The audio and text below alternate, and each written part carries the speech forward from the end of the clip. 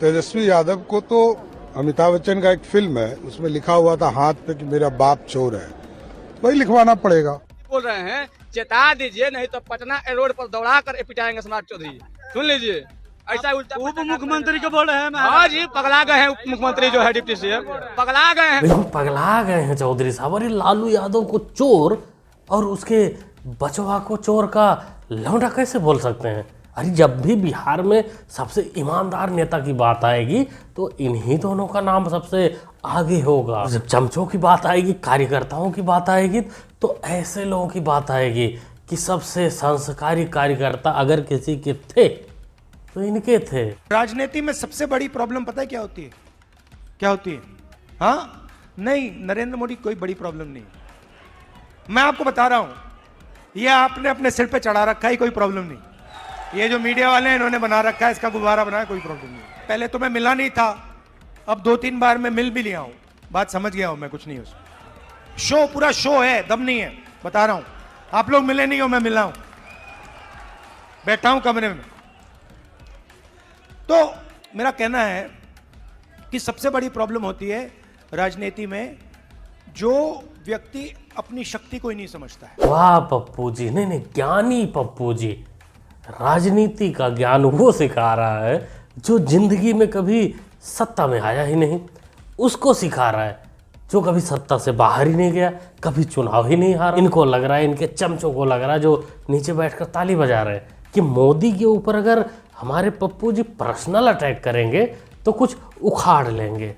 घंटा कुछ नहीं उखड़ने वाला। इससे जनता में रोष ऊपर से आएगा। जो तुमको वोट देना भी चाहता होगा वो भी बगल हो जाएगा, क्योंकि उसको लगेगा कि जो हमारे देश के प्रधानमंत्री की इज्जत नहीं कर सकता, एक अपने से 20 साल बड़े आदमी की इज्जत नहीं कर सकता, वो आम लोगों की क्या करेगा। बाकी पप्पू जी हम तो कहेंगे, देखो दम नहीं देखना चाहिए। तुम जो इस प्रकार से जो लहजा है आपका, कि बॉडी लैंग्वेज देखना चाहते हो कि बॉडी में किसका कितना दम है, ऐसा नहीं होना चाहिए। दम दिखाना है तो राजनीति में दिखाइए। एक बार मोदी के सामने चुनाव लड़ लीजिए, सब कुछ समझ में आ जाएगा किस में कितना दम है। कि अगर कोई इस समय बोले कि हम सोनिया गांधी से मिले हैं, उनकी औकात जानते हैं, जिस प्रकार तुम मोदी के बारे में बोल रहे हो, तो आपको कैसा लगेगा या सोनिया जी को कैसा लगेगा? अरे राजनीति में मुकाबला चुनाव लड़कर होता है, फिजिकल होके नहीं। शायद पप्पू को नहीं पता होगा। और हमको ये भी चिंता है, देखो 11 साल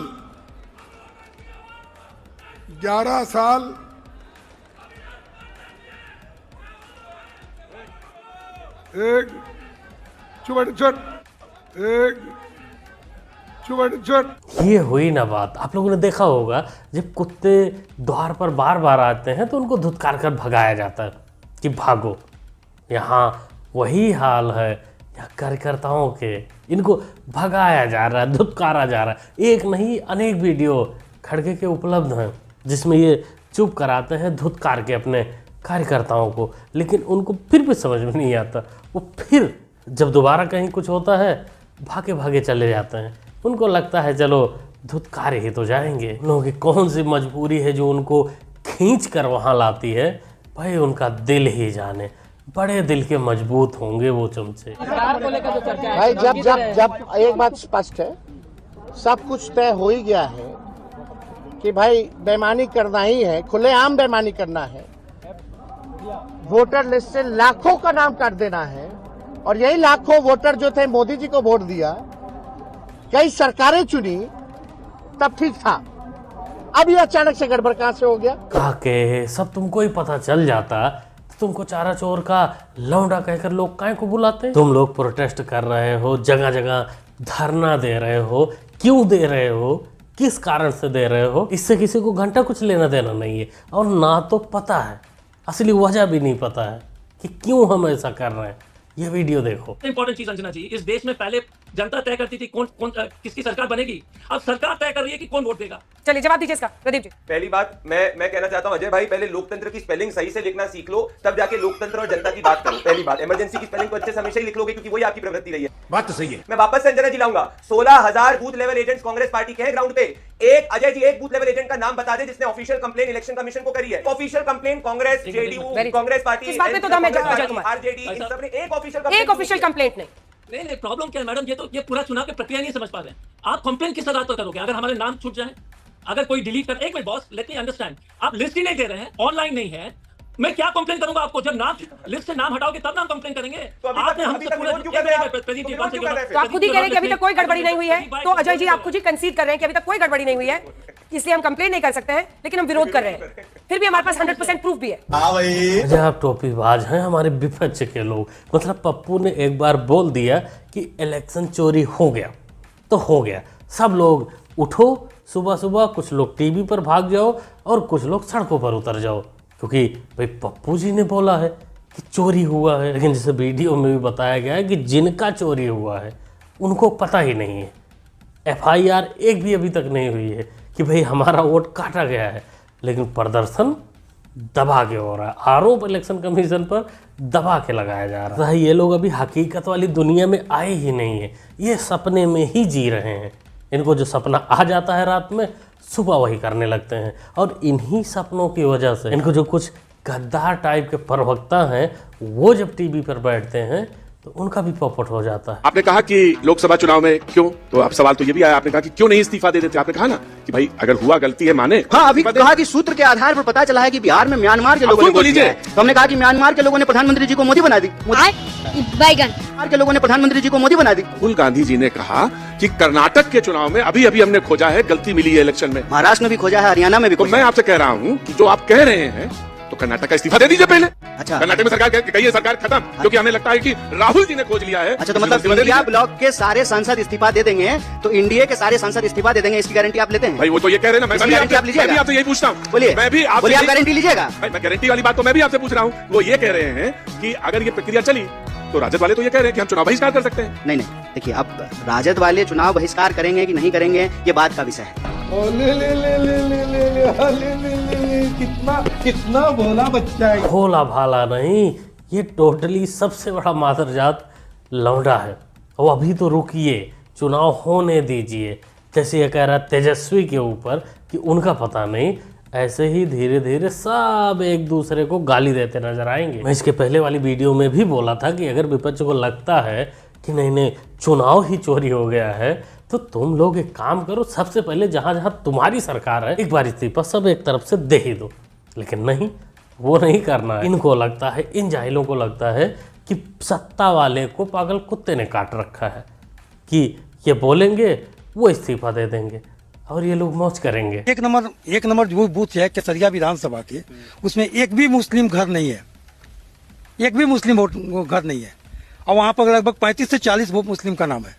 मतलब आप कह रहे हैं कि उस विधानसभा उस जगह पे एक भी मुस्लिम नहीं रहता? एक भी मुस्लिम नहीं है। हाँ, इसमें 40 नाम आ गया है, कहाँ से आया? अब ये नाम छट रहा है तो कुछ लोगों को तकलीफ हो रहा है। यही कारण है असली इन लोगों का डंडी रोना करने का। जैसे वो बोलते हैं ना कि गड़े मुर्दे को उखाड़ना, ये ऐसा नहीं करते, ये मरे हुए लोगों से वोट डलवाते हैं। मैं भी दिखाया था और आपने भी शायद देखा होगा, 2024 इलेक्शन में संभल की घटना थी, 2-3 घटना, जहां छोटी छोटी बच्चियों को बुर्का पहनाकर वोट डालने की कोशिश की गई थी और उन्हें पकड़ भी लिया गया था।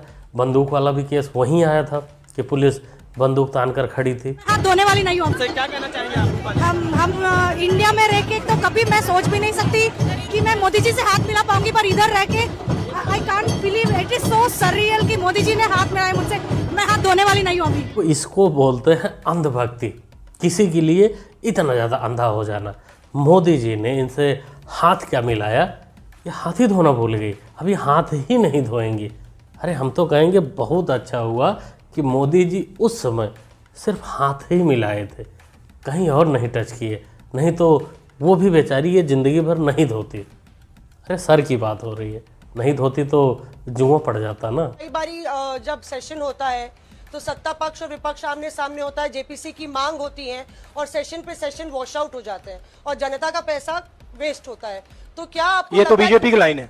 तो क्या नहीं, मतलब जनता का पैसा के सेशन वाटर आप ऐसी टी शर्ट ले लो ना एक, मैं आपको दे दूंगा, उनका वो सिंबल दे दूंगा आपको, ये उनकी लाइन है। सवाल आपको पसंद नहीं आए वो अलग बात है, पर आपको किसी नहीं, सवाल मुझे बहुत पसंद आ रहा है। इस तरह से उंगली उठाने की जरूरत नहीं। आप चेक बहुत अच्छा लग रहा है, बोलिए। बीजेपी का बैच पहनने की आप सवाल पूछे ना। नहीं, आपको भी जयराम साहब ये बोलना चाहिए, गलत बात है। अरे मैडम, शहजादे के सामने जयराम रमेश बोल सकता है क्या?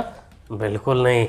जहां सवाल होगा देश का, जनता का, वहां आरोप पप्पू जी लगा देंगे कि ये तो बीजेपी का है। और हारते हारते इन लोगों का जो है वो फट के सीधा हाथ में आ गया। इनको हर सवाल बीजेपी का सवाल लगता है।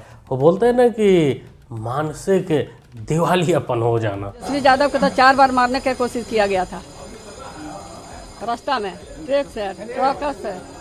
क्या करिएगा, फिर यहाँ भी मारने की कोशिश हो रहा है। हम लोग जानते हैं कौन कौन आदमी लगा हुआ है। आप कह रहे हैं तेजस्वी के जान को खतरा है। जान के खतरा है, हम लोग सब सिफारिश किए हैं, मांगे हैं। और साजिश कौन करेगा? बीजेपी जदयू का छोड़ के कौन करेगा साजिश? यहाँ बिहार में कौन है साजिश करने वाला? दबाव देता है, जनता के जबान बंद करेगा। संस्कारी नहीं ना है, संस्कारहीन है, उस सब नाला का कीड़ा है। उस कीड़ा है? कीड़े से याद आया कि जब जब शहर में जोरदार बारिश होती है तब जो नाले के कीड़े होते हैं वो सारे शहर में घूमने लगते हैं। वैसे इस बात को छोड़िए और आप लोग ये बताइए कि राबड़ी देवी यानी काकी जी को आपने इससे पहले पिछले 5 सालों में आपने बाहर कहीं देखा? आपने देखा होगा बहू के साथ झगड़ा करते हुए, आपने देखा होगा ताजिया का पूजा करते हुए। इसके अलावा ये कभी सड़क पर दिखी नहीं। लेकिन अब तेज बारिश हो गई है, मतलब अब चुनाव का समय आ गया है, तो बाहर निकल आई हैं काकी जी। हमें तो टेंशन है कि भाई अब घर में ताजिया का पूजा पाठ कौन करता होगा, क्योंकि बेटे और बहुरिया को तो ये मार पीट कर भगा चुकी हैं। बाकी जहाँ तक बात रही कि तेजस्वी के ऊपर हमला करने की, काकी आप परेशान मत होइए। जब तक बीजेपी है तब तक तेजू और पप्पू को कुछ नहीं हो सकता, क्योंकि वही दोनों तो बीजेपी के स्टार प्रचारक हैं। मस्जिद के अंदर अखिलेश यादव की बीवी डिम्पल यादव भी थी और डिम्पल यादव ने इस बात का कतई ख्याल नहीं किया कि हम कहां जा रहे हैं और कहां बैठे हैं। और सबसे बड़ी बात, मैं आपको एक फोटो दिखाता हूं अंसार भाई, आप भी देखकर उस फोटो से शर्मा जाएंगे। मैं नाम नहीं लेता, सब जानते हैं। जो मोहतरमा उनके साथ थी, 2 औरतें थी। एक तो बिल्कुल अपने मुस्लिम उसमें थी, सर पे दुपट्टा था उनका, सब कुछ था, इकरा हसन जी। जो मोहतरमा थी डिम्पल यादव जी, आप उनकी पीठ का फोटो देख लीजिए, नंगी बैठी हैं। नहीं, आप प्लीज थोड़ा सा शब्द का जरा इस्तेमाल। मैं इसलिए कह रहा हूं, अंसार भाई को समझाने के लिए, आप समझाने के लिए बेहतर शब्द का इस्तेमाल कर सकते हैं। जी यहाँ ये मौलाना डिम्पल भाभी को नंगी बोल रहा है। अब अचंभा मत करना, शौक मत होना बिल्कुल, क्योंकि ये इस मौलाना की प्रवृत्ति है, ये ऐसा कहेगा और ये कहता आया, इसके संस्कार ही ऐसे हैं। लेकिन सबसे बड़ा सवाल यहाँ ये है कि जब मौलाना ऐसा बोला, तमाम लोग बोले, तमाम मौलाना ऐसा आरोप लगाए हैं, उल्टी सीधे बयानबाजी डिम्पल भाभी के ऊपर किए हैं। लेकिन आप लोगों ने क्या एक बयान सुना अखिलेश यादव का कि मौलाना के ऊपर कुछ बोले हों, या फिर उनके जो कार्यकर्ता हैं क्या उन्होंने कुछ बोला? वो सड़क पर इस मौलाना के खिलाफ आए? कोई नहीं आया। कौन सा भाईचारा है ये? रिश्ता क्या कहलाता है? समाजवादी लोग नमाजवादी लोग हैं। कोई ना मियाँ भाई, आप कोई वाले हो, कोई फर्क नहीं पड़ता। लेकिन तुम्हारे बीवी के लिए अनाप शनाप अगर कोई बोलेगा तो कम से कम वोट को किनारे करके थोड़ा बोल तो सकते ही हो। बाकी पता नहीं, जैसे आपकी मर्जी। क्या कहते हैं दोस्तों इस वीडियो के बारे में, इस सोच के बारे में कमेंट करके बताइए। ओवरऑल वीडियो में जो भी मैं क्लिप आपको दिखाया, बिहार में जो कुछ चल रहा है, क्या सोचते हैं आप लोग, क्या कहना चाहते हैं, अपना ओपिनियन कमेंट बॉक्स में ज़रूर दीजिएगा। मुन्ना भाई को सपोर्ट करने के लिए चैनल को सब्सक्राइब भी कर सकते हैं, जो कि होता है सब्सक्राइब करना बिल्कुल फ्री। सब्सक्राइब करिए, जुड़ जाइए। मिलते अगले वीडियो। Thanks for watching.